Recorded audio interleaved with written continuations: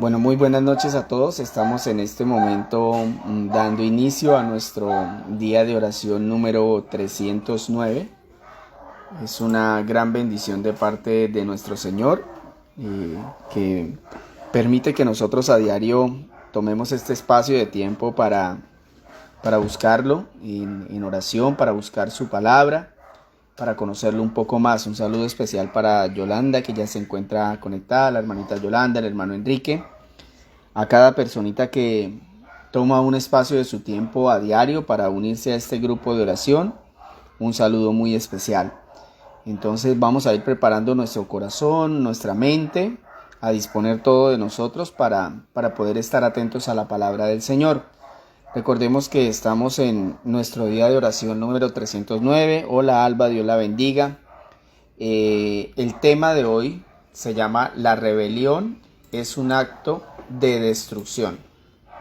Vamos a publicarlo para que ustedes lo vayan teniendo ahí en el orden que es. Entonces, muy importante que recordemos los horarios. Hoy vamos a tratar la otra semana de empezar mejor a las 7:10. Para que nos dé el tiempo, porque se me había olvidado y ya nos ha pasado que van varios martes donde el tiempo no nos alcanza, quedamos ahí como cortos. Entonces la idea es que al próximo martes todos estemos por ahí a las 7:10 por tarde, para que comencemos un poquito más temprano y así nos dé un poquito más de tiempo para orar al Señor. Entonces recordemos que vamos a leer Números capítulo 14 para que ubiquen ahí en sus Biblias, para que cada uno se vaya ubicando y de igual manera en este caso para que ahorita que empecemos la lectura todos puedan tenerla ahí a la mano y la puedan entender mejor. Es muy importante la Biblia, mis hermanos. Si ustedes están escuchando la reflexión desde el celular, yo les aconsejo conseguir una Biblia como sea, ¿no? A veces... como decía el pastor, ¿no? Para las cosas del Señor nos parece todo muy caro, pero para las cosas del mundo no. Entonces, qué percepción tan tremenda que tenemos del reino del Señor, ¿no? Entonces, por ejemplo, vamos y nos compramos unos zapatos caros, una ropa cara, ¿cierto? O vamos y nos compramos cosas valiosas para nosotros, pero cuando vamos a buscar una Biblia, entonces nos vamos a la librería donde nos sale en 8,000 o donde nos sale lo más barato, y aún ni sabiendo que hay una Biblia en 8,000 pesos la compramos. Eso me parece terrible. Entonces es bueno de vez en cuando ahorrar. Cuando puedan ahorren para que se compren una buena Biblia de estudio. Yo tengo una Biblia de estudio que se llama Herencia Reformada y es muy buena, hermanos. Es bueno ahorrar para el reino de Dios y invertir en el reino del Señor para nosotros mismos. Entonces eso como consejo el día de hoy. Vamos a dar inicio en este mismo momento. Vamos a hacer una oración corta, porque como les digo casi no nos da el tiempo. Entonces si no comienzo ya no nos va a dar el tiempo. Vamos a iniciar entonces con la oración. Bendito mi Señor, mi Dios y mi Salvador, te agradecemos por esta noche, Señor, por este día en el que tú nos permites estar delante de ti. Te agradecemos porque sabemos, Señor, que venimos de trabajar, que venimos de nuestros quehaceres, Señor, y que hemos apartado este tiempo para ti, Señor. No permitas que las cosas del mundo nos distraigan, Señor. No permitas que nuestra mente se desvíe hacia las cosas que suceden a nuestro alrededor. Permite más bien que nosotros nos concentremos en tu palabra, que nosotros dispongamos el corazón, Señor, para que podamos hacer tu obra. Permite, Señor, que esta palabra sea realmente algo que permita que nuestra vida cambie, que nuestra vida, Señor, se transforme en cuanto al tema que vamos a trabajar hoy. Permite que nuestros corazones estén dispuestos a recibirla, que nuestros corazones estén atentos para escucharla, Señor, y que tu Espíritu haga su maravillosa obra, Señor. Te pedimos, Señor, que disipes cualquier ataque de las tinieblas, Dios de los cielos, y que nos ayudes para que nosotros podamos estudiar esta palabra en paz y tranquilidad, sabiendo que tú nos escuchas y que tú estás atento de nosotros, Señor. Muchas gracias, perdona nuestros pecados y permite que nos presentemos limpios por la obra misericordiosa de tu Hijo Jesús. Amén y amén. Muy bien. Entonces, Números capítulo 14, dice así: aquella noche toda la comunidad israelita se puso a gritar y a llorar. En sus murmuraciones contra Moisés y Aarón la comunidad decía: ¿cómo quisiéramos haber muerto en Egipto? Más nos valdría morir en este desierto. Más nos valdría morir en este desierto. ¿Para qué nos ha traído el Señor a esta tierra? ¿Para morir atravesados por la espada y que nuestras esposas y nuestros niños se conviertan en botín de guerra? ¿No sería mejor que volviéramos a Egipto?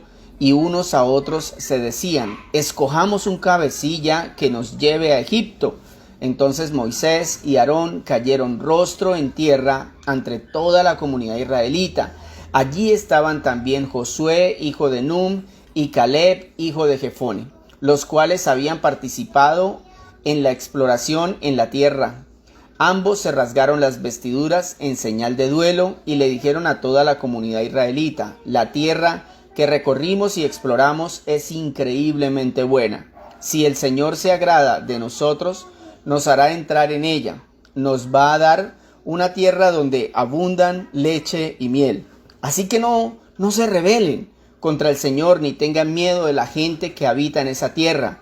Ya son pan comido, no tienen quien los proteja, porque el Señor está de nuestra parte. Así que no les tengan miedo. Pero como toda la comunidad hablaba de apedrearlos, la gloria del Señor se manifestó en la tienda frente a todos los israelitas. Entonces el Señor le dijo a Moisés: ¿hasta cuándo esta gente me seguirá menospreciando? ¿Hasta cuándo se negarán a creer en mí? A pesar de todas las maravillas que he hecho entre ellos, voy a enviarles una plaga que los destruya. Pero de ti haré un pueblo más grande y fuerte que ellos. Moisés le argumentó al Señor: recuerda que fuiste tú quien con poder sacaste a Egipto a este pueblo, Cuando los egipcios se enteren de lo ocurrido, se lo contarán a los habitantes de este país, quienes ya saben que tú, Señor, estás en medio de este pueblo.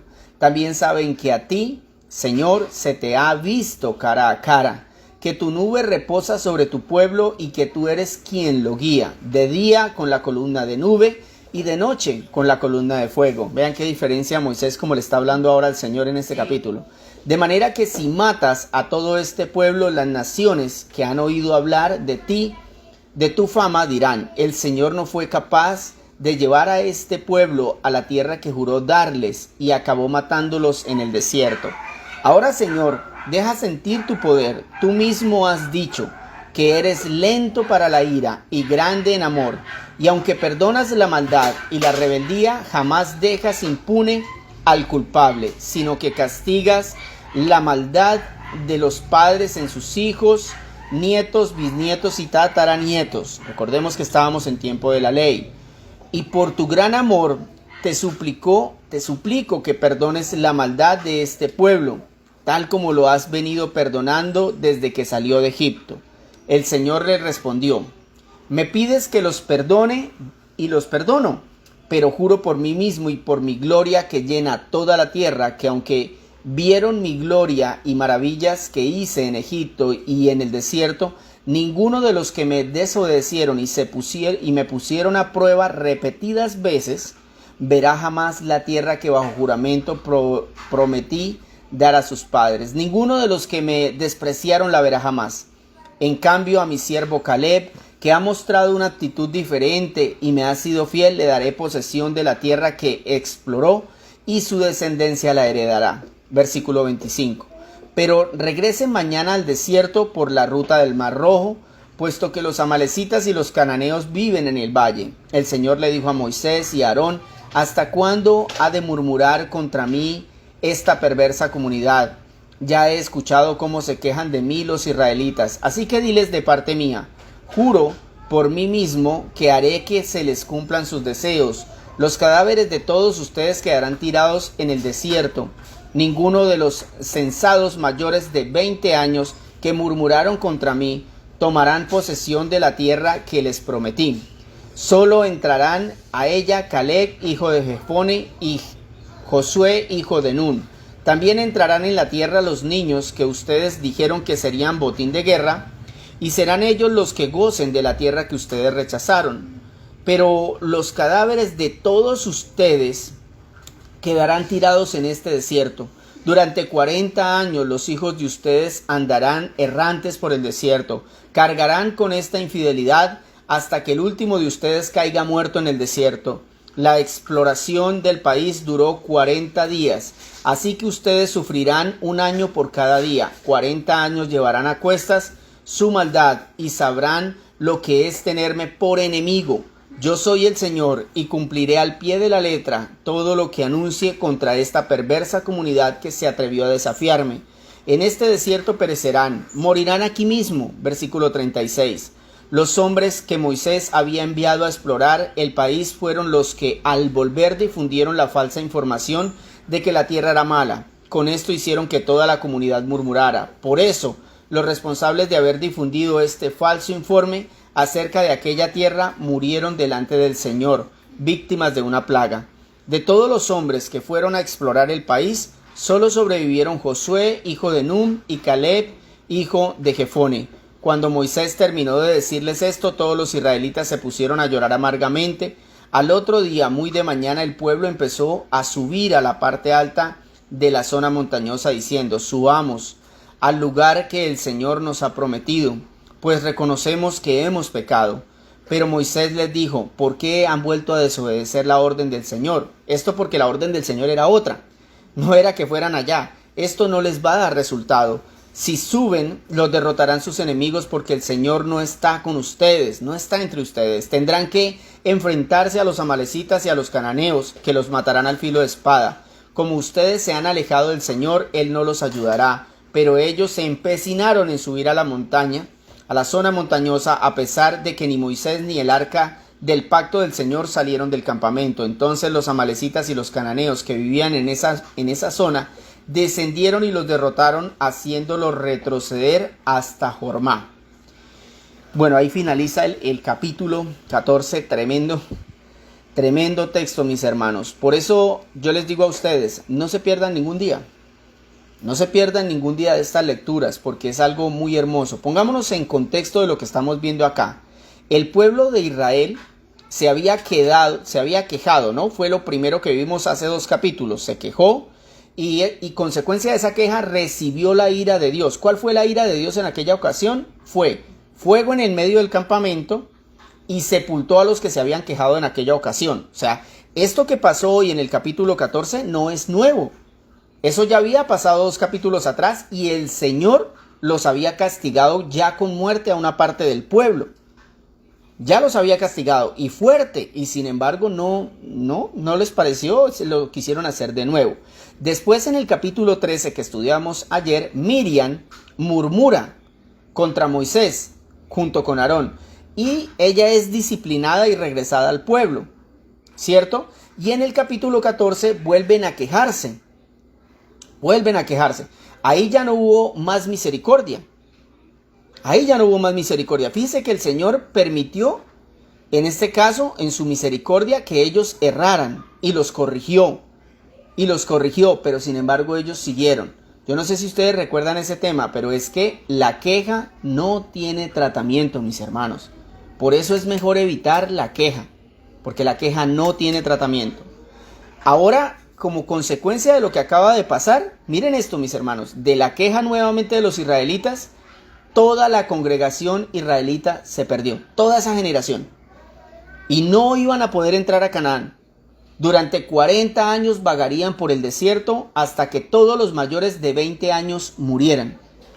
Entonces recuerde, ¿no? Si usted se queja continuamente, se va a convertir en un rebelde y estará bajo el juicio de Dios. Yo creo que es importante entender esa parte, ¿no? Verifiquemos nuestras vidas. Y el Señor está hablando acerca de esto es porque debe estar notando que nosotros somos de los que nos quejamos continuamente y no examinamos las consecuencias de lo que vivió el pueblo de Israel a causa de la queja continua, ¿no? Continua, porque es que ahí vemos que fue continua la queja de este pueblo.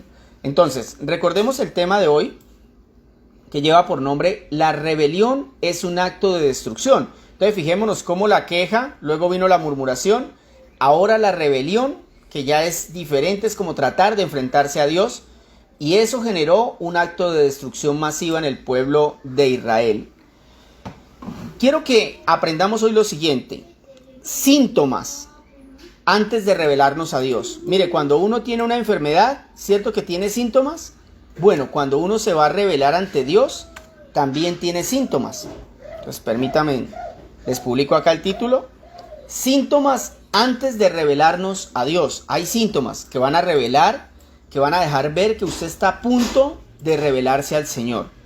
El primer síntoma es: usted empezará a extrañar el mundo. Ese es el primer síntoma que muestra una persona que se quiere volver al mundo y que está extrañando ese mundo donde él vivía antes. Versículos 2 hasta el 4 dice: en sus murmuraciones contra Moisés y Aarón, la comunidad decía: ¿cómo quisiéramos haber muerto en Egipto? Más nos valdría morir en este desierto. ¿Para qué nos ha traído el Señor a esta tierra? ¿Para morir atravesados por la espada y que nuestras esposas y nuestros hijos se conviertan en botín de guerra? ¿No sería mejor que volviéramos a Egipto? Y unos a otros se decían: escojamos un cabecilla que nos lleve a Egipto. Entonces, una persona que se va a rebelar contra Dios, un síntoma que muestra es que comienza a extrañar las cosas del mundo. Se le comienza a notar. Me pregunto, ¿por qué los israelitas extrañaban Egipto? Esa es una muy buena pregunta y ya les voy a decir por qué. Mis hermanos, muy sencillo. Estos israelitas en Egipto, ¿qué eran? ¿Eran ciudadanos muy apetecidos? ¿Muy valorados? No, mis hermanos, estos israelitas en Egipto eran esclavos. Y no era verdad que ellos estaban bien. Pues antes de que Dios les ayudara, tenían que hacer ladrillos sin los materiales necesarios. Recordemos que el faraón, en este caso que se cree que fue Ramsés II, que se levantó en ese tiempo, este hombre comenzó a subyugar ese pueblo de Israel. Y comenzó a darles durísimo. Los ponía a hacer ladrillos sin materiales y les decía: y tienen que traerme en la tarea. Pero ¿cómo? Si no, tráiganmela o empiezo a matar gente. Y que ese mismo faraón quería exterminarlo. Recordemos que él empezó a matar a todo niño que naciera y solamente dejaba a las mujeres vivas. Entonces estos israelitas, ¿por qué se querían volver a Egipto? Es la pregunta, si allá los querían matar. ¿No es acaso eso lo mismo que nos sucede a nosotros? Cuando nos vienen pensamientos y maquinaciones de regresarnos al mundo.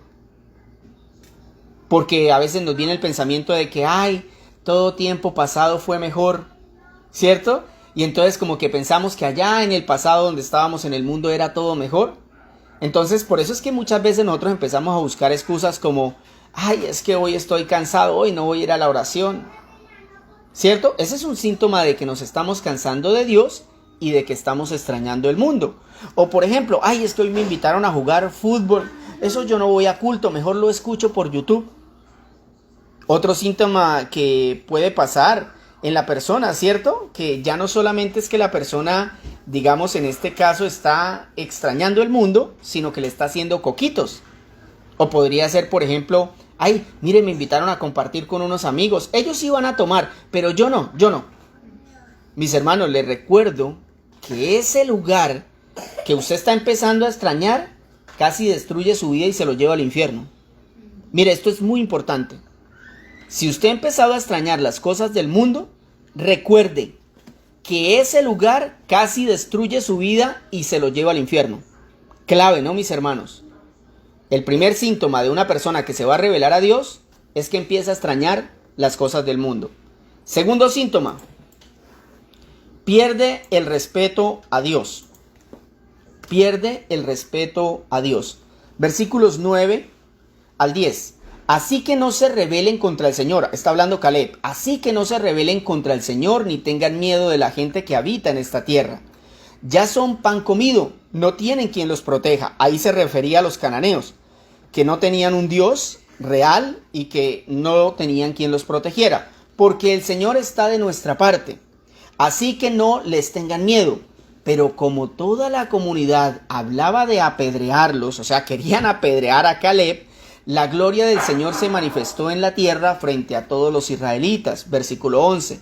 Entonces el Señor le dijo a Moisés: ¿hasta cuándo esta gente me seguirá menospreciando? ¿Hasta cuándo se negarán a creer en mí? a pesar de todas las maravillas que he hecho entre ellos.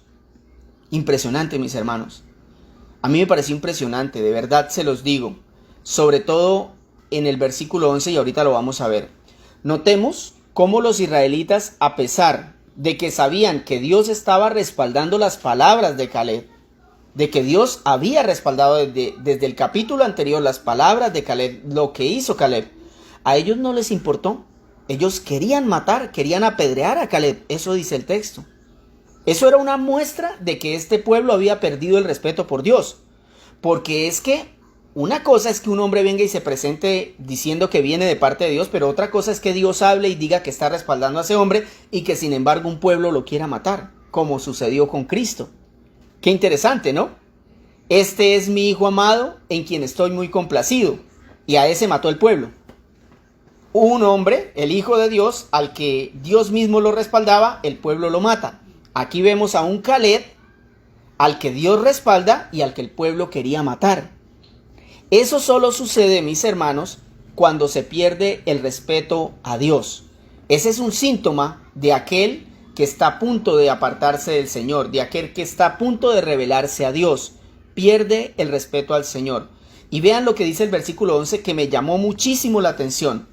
Entonces el Señor le dijo a Moisés: ¿hasta cuándo esta gente me seguirá menospreciando? ¿Hasta cuándo se negarán a creer en mí, a pesar de todas las maravillas que he hecho? Pues esto es impresionante, mis hermanos. Porque es que mire lo que dice ahí: ¿hasta cuándo se negarán a creer en mí? O sea, este pueblo era Israel, pero no creían en Dios. Fíjese cómo usted puede estar dentro de una iglesia, asistir a un grupo de oración, escuchar la palabra y sin embargo no creer en Dios. Un cristiano intelectual. Ah, sí, Cristo murió en la cruz. Ah, claro, pero sigue su vida como si nada. Este versículo muestra una parte de la doctrina cristiana que a nosotros no nos gusta, porque nos dice que nosotros no queremos ir a Dios, que no lo respetamos, que no queremos creer en su Hijo Jesucristo. Usted me dirá: ah, pero yo sí creo en Él. Yo le diría: revise sus acciones en el último mes. Sus acciones y reacciones del último mes. ¿Cuántas veces se quejó en el último mes? ¿Cuántas veces murmuró? ¿En cuántas se rebeló a Dios? ¿Y en cuántas estuvo a punto de regresarse al mundo? Revise esas 4 acciones. ¿Cuántas veces se quejó en el último mes? ¿Cuántas veces murmuró? ¿Cuántas veces se rebeló? ¿Y cuántas veces estuvo a punto de regresarse al mundo? Ahí va a ver usted que posiblemente ha perdido mucho respeto al Señor. Y lo invito a reaccionar. Ese es el segundo síntoma. Pierde el respeto a Dios. Tercer síntoma. Aparece la incredulidad.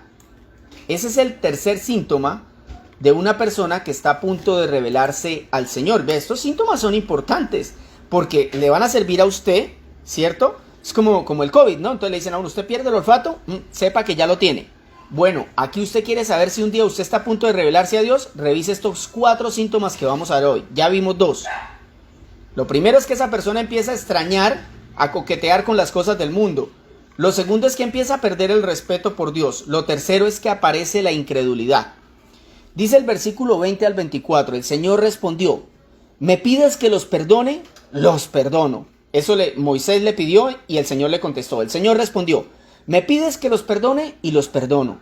Pero juro por mí mismo y por mi gloria, que llena toda la tierra, que aunque vieron mi gloria y las maravillas que hice en Egipto y en el desierto, ninguno de los que desobedecieron y me pusieron a prueba repetidas veces, verán jamás la tierra que bajo juramento prometí a sus padres. Ninguno de los que me despreciaron la verán jamás. En cambio, a mi siervo Caleb, que ha mostrado una actitud diferente y me ha sido fiel, le daré posesión de la tierra que exploró y de la descendencia, y su descendencia la heredará. Mis hermanos, este versículo muestra el perdón de Dios, ¿cierto? Ahí dice que los perdona, pero también que muestra el castigo. Muestra las 2 caras, ¿no? El perdón, o sea, les dice: bueno, Moisés, está bien, usted intercedió en oración por el pueblo de Israel, yo los voy a perdonar, pero el castigo se lo van a llevar. Porque es que ya los perdoné muchas veces sin darles un castigo fuerte y siguen lo mismo. Entonces esta vez el castigo va a ser ejemplar. Todos van a morir en el desierto. menos los que tengan menos de 20 años. Ellos no van a morir. Y Caleb, usted, Aarón, ustedes no van a morir. Tremendo, ¿no? A veces nosotros no entendemos, mis hermanos, que usted puede pecar. Usted va a caer. Pero si usted comienza reiteradamente a hacerlo, usted va a sufrir castigo. Duro castigo. Y nosotros a veces no nos acordamos de eso. De igual forma, vean cómo el Señor utiliza los milagros y las promesas que Él les hacía al pueblo de Israel. ¿Para qué eran? Para que ellos afianzaran su fe y se aferraran a Dios. Escuchen eso. ¿Para qué el Señor hacía sus milagros y sus proezas? Para que el pueblo de Israel afianzara su fe y se aferraran al Señor. Pero ellos no lo hicieron. Y así existimos muchos cristianos, que aún viendo el poder de Cristo, por medio de milagros, de señales, por medio de su palabra, no quieren creer. ¿Y cómo lo sabemos? Pues se nota en la manera de vivir. A ver, Jesús nos ordena a nosotros a ser santos como Él es santo. Y si nosotros no lo hacemos, ¿qué significa? Pues que no hemos creído. ¿Se acuerdan el texto de ahorita que decía, estos israelitas pertenecían al pueblo? Esto es muy bueno, mis hermanos, porque, nos permite entender la doctrina y tener un poco más de paz de que cuando vemos una persona que obra como obra, que hace lo que hace, sencillamente es que todavía no es un hijo de Dios. No nos equivoquemos. Si Jesús nos pide vivir en santidad y las personas no lo hacen, es porque no le creen a Él. Según este texto, quien actuaba de esa manera no heredaba la tierra prometida. Según ese texto que acabamos de leer, el Señor dice, yo hice milagros, yo hice maravillas, les mostré mi gloria, pero ellos siguieron desobedeciendo. Entonces, versículo 23, ninguno de los que me despreciaron verán jamás la tierra prometida. Ninguno. Yo no me lo estoy inventando. Pero como ustedes me van a decir, Jorge, pero eso está en el Antiguo Testamento. Estas personas, para mí, estos israelitas, no conocían a Dios.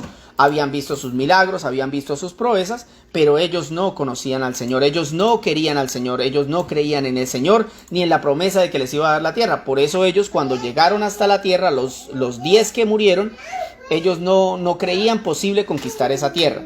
Mire lo que dice Juan 3:17. Dice, Dios envió a su Hijo al mundo. Voy a leerlo de nuevo, Juan 3:17. Dios no envió a su Hijo al mundo para condenar al mundo, sino para salvarlo por medio de él. El que cree en él no es condenado, pero el que no cree ya está condenado, por no haber creído en el nombre del Hijo unigénito de Dios. ¿Es claro? La incredulidad, mi hermano. Muchas personas hoy están dentro de una iglesia, pero no han creído en Jesús. Están como esos israelitas, no han creído. A pesar de que han visto la gloria del Señor, las maravillas, todo, siguen en incredulidad. Y ellos están engañados creyendo que sí han conocido al Señor. Tenga cuidado con la incredulidad. Si usted ha notado que le cuesta creer, por ejemplo, que Cristo pagó por nuestros pecados y nos salvó dándonos vida eterna sin la participación de nuestras obras, si le cuesta entender esa verdad, pida a Dios que le dé el don de la fe para que usted abandone esa incredulidad. Eso es impresionante. Y número 4, con esto finalizamos y podemos pasar a orar. Este me gustó muchísimo. Entonces, hemos visto síntomas antes de revelarnos a Dios. Esto es para todos nosotros. Cualquiera podría caer. Entonces, para que nos revisemos, para que tengamos ahí listo el dictamen médico cristiano a aquel que se va a revelar a Dios. Lo primero es que va a empezar a extrañar el mundo. Lo segundo es que va a empezar a perder el respeto por Dios. Va a aparecer la incredulidad. Y finalmente se va a hacer la víctima. La víctima iba a colocar, pero no, mejor dije la víctima. Claro. Dice el versículo 39 al 41. Cuando Moisés terminó de decirles esto, todos los israelitas se pusieron a llorar amargamente. Miren eso. Si uno lee ese pedacito, ay, pobrecito de los israelitas. Versículo 40. Al otro día, muy de mañana, el pueblo empezó a subir a la parte alta de la montaña, diciendo, subamos al lugar que el Señor nos ha prometido, pues reconocemos que hemos pecado. Pero Moisés le dijo, ¿por qué han vuelto a desobedecer la orden del Señor? Esto no les va a dar resultado. Imagínense, noten, mis hermanos, noten cómo los israelitas, al ver toda la situación y entender que los mayores de 20 años o sea, ellos no entrarían a la tierra prometida, y que de ver que ya 10 de los 12 que habían ido a explorar la tierra estaban muertos ahí enfrente de ellos, entonces ¿sabe qué hicieron? Se pusieron a llorar. Pero vean cómo las lágrimas pueden ser el mayor engaño de una persona. Y eso que las lágrimas son un momento que se considera a una persona una víctima, ¿cierto? Uno ve a alguien llorando y dice, uy, ¿qué le pasaría? Lo robaron, se le murió a alguien, uno lo ve llorando, ¿cierto? Uno los ve llorando y uno dice, es una víctima. Pero nada más alejado de la realidad. Basta con ver los versículos siguientes donde las mismas víctimas que lloraban ahora querían agradar a Dios desobedeciendo. Le repito, las mismas víctimas que estaban llorando ahora estaban desobedeciendo a Dios. Por eso fue que sufrieron las consecuencias. Es que de Dios nadie se burla, ni siquiera con nuestras lágrimas, mis hermanos. No nos podemos burlar de Dios. Mire lo que dice el versículo 44 y 45 de ese mismo capítulo.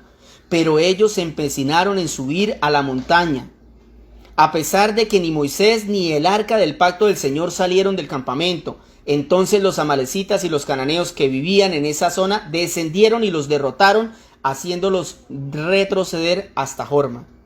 ¿Sabe qué les pasó a estos israelitas? Se hicieron las víctimas. Estaban llorando para decirle al Señor que supuestamente sí se habían arrepentido, pero por otro lado lo querían desobedecer en la última orden que Él había dado, que era que fueran a otro lugar.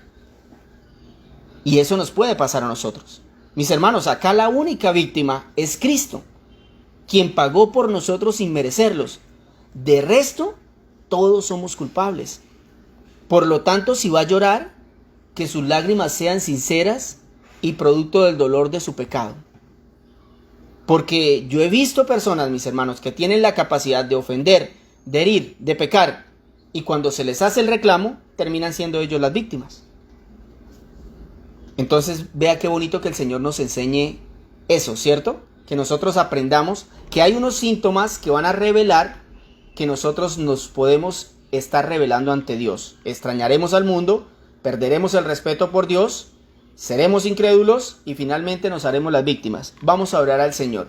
Bendito seas tú, mi Dios y mi Salvador, por tu preciosísima palabra, Señor, por esta noche que nos permites estar reunidos, Señor, como una familia, Padre, como un grupo de personas que te amamos, que te glorificamos, Señor, y que deseamos conocerte un poco más. Te pedimos que perdones todos nuestros pecados, Señor, y que nos permitas acercarnos más a ti. Que esta palabra nos sirva de exhortación, Señor, por si en algún momento nuestro corazón o nuestra mente quiere rebelarse contra ti, Señor, que tú puedas, Señor, poner en nosotros cualquiera de estos 5 síntomas para que nosotros los recordemos e inmediatamente reaccionemos, Señor. Ya sea que en nuestras vidas, nosotros cuando fallamos nos hagamos las víctimas, o ya sea que nosotros tengamos un síndrome de incredulidad, o que cuando caemos perdemos el respeto por ti, mi Dios, o que empezamos a extrañar aquellas cosas que teníamos en el mundo, Señor, aquellas que a ti no te agradan. Padre de los cielos, permite que esta palabra sea para tu gloria y para tu honra y para que aquellas personas que la escuchan, Señor, sean bendecidas, Señor, sean atravesadas por tu palabra, que es una espada de doble filo, Señor, que va a examinar nuestros pensamientos, que va a examinar nuestro corazón, Señor, que va a examinar nuestras acciones y que va a hacer un trabajo en nosotros, Señor, para que limpiemos todo aquello que está en contra de tu voluntad. Señor, ayúdanos a crecer en santidad, Padre, ayúdanos a crecer en amor por tu palabra. Permite que nosotros, Señor, seamos cristianos distintos, apartados para tu reino, cristianos que se esfuerzan por conocerte, que se esfuerzan por seguirte, Señor. Permite que nuestra vida sea diferente, Señor. Que cada día las personas que se sumen sean personas, Señor, que se aferren a ti con tanta fuerza, Señor, que tú jamás los sueltes. Padre amado, permite que nosotros permanezcamos y que aquel que va llegando, Señor, se vaya quedando, se enamore de ti y permanezca, Señor, porque esa es la idea, Señor. De nada sirve tener un grupo grande de personas si nadie está entendiendo la palabra. Lo más importante es que las personas transformen sus vidas a medida que vamos leyendo la palabra. Debemos leer esta palabra y luego llevarla a la práctica. Debemos explicar el evangelio, pero luego llevarla a nuestra vida diaria. Señor, ayúdanos a hacerlo con sabiduría, con amor, con gracia, Señor, para que nosotros seamos ejemplo de cristianos a nuestras comunidades. Señor, te pedimos por nuestros hijos, por nuestros familiares, por nuestros amigos, por aquellos que están apartados de ti, Señor, por aquellos que están bajo juicio, Señor, por aquellos que te mencionan como si tú fueras el Dios de la lámpara de Aladino, Señor. Te mencionan cuando necesitan ir a algún lugar. Te mencionan, Señor, cuando necesitan un favor, pero jamás te mencionan para pedirte perdón. Te pido por ellos, Señor. Tú los conoces. A aquellos que oran en este momento por un hijo que está perdido en el pecado, aquellos que oran por un padre que está perdido en el pecado, por un hermano, Señor, tal vez, Señor, por un familiar lejano, Dios de los cielos. Oramos por aquellas personas que todavía no te conocen. Es necesario que tú hagas Señor, una intervención en esa persona y le des el don de la fe, el don de creer, para que esa persona empiece a entender aquellas cosas que antes no comprendía, que para él eran normales, Señor. Gracias por cada personita que pones a nuestro lado, Señor, por aquellas personas a las que les hemos podido llevar tu evangelio. Qué hermoso es ver una persona, Señor, que se está enamorando de ti, que está empezando a buscar, Señor, a preguntar, a querer saber todo acerca de ti y que le parece que nunca acaba, Señor. Gracias por poner ese deseo en el corazón humano, en aquellos que tú has decidido salvar para gloria de tu nombre, Señor. Bendito seas tú, Señor. Permite que más milagros como esos empiecen a suceder en nuestras casas, en nuestras vidas laborales, en nuestras vidas sociales, Señor. Ayúdanos para ser cristianos que evangelizan, Señor. Cristianos verdaderos que llevan tu nombre por el mundo, por sus trabajos, por sus vidas, que llevan tu palabra, Señor, todo el tiempo y en todo momento, Señor, que como tú lo dices, Dios de los cielos, toda oportunidad, Señor, debe ser aprovechada cuando sea oportuno y cuando no lo sea, para llevar tu evangelio. Padre amado, quiero también agradecerte por la comida que has puesto en nuestra mesa, por la forma como nos sostienes, Señor. Cada día merece, Señor, que tú estés en nuestras oraciones, Señor, y que podamos agradecerte por nuestro trabajo, por nuestra comida, Señor. Así en nuestro trabajo haya sido difícil la situación, así las cosas no hayan estado tan buenas. Yo te agradezco, Señor, porque tú en medio de todo nos has sostenido y el pan no ha hecho falta, Señor. Y estamos bajo un techo, tenemos ropita, estamos tranquilos, Señor, pero sobre todo te tenemos a ti, que lo más importante, Señor. Gracias, mi Padre amado, por escucharnos en esta oración, por bendecirnos con tu santa y tu preciosa presencia. Ayúdanos para que cada persona que escuche este grupo de oración, Señor, pueda ser bendecida con tu santa presencia. Ayúdanos para que aquellos que están enfermos, Señor, puedan sentir paz por medio de estas oraciones, Señor, que tú te acuerdes de ellos y que les des paz en sus vidas. Te clamamos especialmente por la hermana Elsa, Señor, por la mamá de Leito. Sabemos que ha seguido bastante mal, Señor. Te pedimos que tengas misericordia de su familia, que les des paz en sus corazones, Señor, y que les permitas entender, Señor, aquello que es tan difícil, Señor, pero que de igual manera, si en tu voluntad, si en tu gracia está hacer un milagro y sanarla, Señor, confiamos en que tú lo puedes hacer, Señor. Confiamos en que tú te puedes glorificar con un milagro como tantas veces lo has hecho, Señor. Y sabemos que si lo llegas a hacer, será para la gloria y la honra de tu nombre, Señor. Protégela, bendícela, Señor. Dale paz al hermano Hugo, a Leito, a sus nietos, Señor, a su yerna, Señor. Ayúdales, por favor, Señor, para que en medio de estas circunstancias que a veces nosotros no las llegamos a magnificar, Señor, no las llegamos a entender, porque sencillamente no estamos en ellas, Señor. Pero si fuera nuestra madre la que estuviera ya en ese hospital, Señor, seguramente nuestra oración sería muy diferente. Seguramente nuestra oración se desharía en lágrimas, Señor. Pero, Señor, que aprendamos a tener ese corazón y ese dolor, que como dice tu palabra, lloremos con el que llora y riamos con el que ríe, Señor. Ayúdanos, por favor, para en este momento llorar por Leo y por su familia, para que tú nos escuches, Señor. No porque nosotros seamos buenos o debamos ser escuchados, es que el bueno eres tú, mi Señor. Es que el bueno es tu Hijo, Señor, quien pagó por nosotros y quien tiene el poder de sanarnos y de salvarnos, Señor. Escucha nuestra oración por la hermana Rufina, por la hermana Rosalvina, por cada persona que está hospitalizada, Señor, que está grave médicamente, por aquel que clama por sus familiares. Por favor, escúchale sus oraciones y responde conforme a su voluntad, Señor, conforme a tu voluntad, mi Dios de los cielos. Gracias por esta preciosísima noche, Señor. en el nombre de tu Hijo amado Jesús. Amén y amén. Bueno, mis hermanitos, gracias a cada personita que se nos conectó en esta noche. Que Dios les bendiga muchísimo y hasta mañana si así el Señor lo permite. Que estén muy bien.